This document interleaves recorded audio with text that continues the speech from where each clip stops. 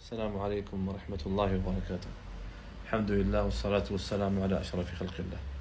الكثير من الناس يعتقد أن العتق من النار يكون إلا في رمضان، كما قال النبي صلى الله عليه وسلم: ولله في كل ليلة عتقاء من النار.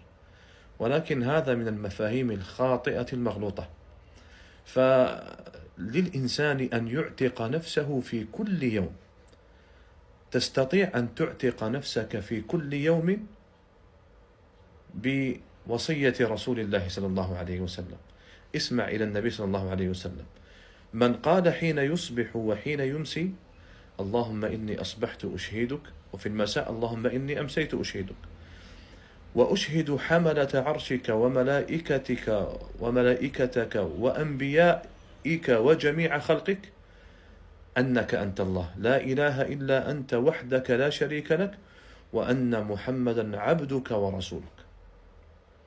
إذا قلتها مرة أعتقت ربعك من النار، وإن قلتها مرتين أعتقت نصفك من النار، وإن قلتها في يومك 3 مرات أعتقت 3/4 من جسدك من النار، وإن قلتها 4 مرات أعتقت نفسك وجسدك جميعا من النار.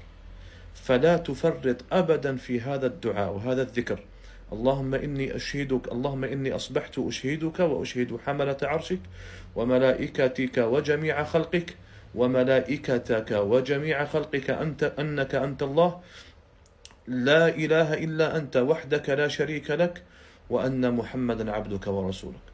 وفي رواية: وأنبيائك وجميع خلقك، وأنبياءك وجميع خلقك أنك أنت الله. يعني كلاهما صحيح. فأسهل ما يمكن أن تقوله وأن تحافظ عليه حتى تعتق نفسك من النار في كل يوم.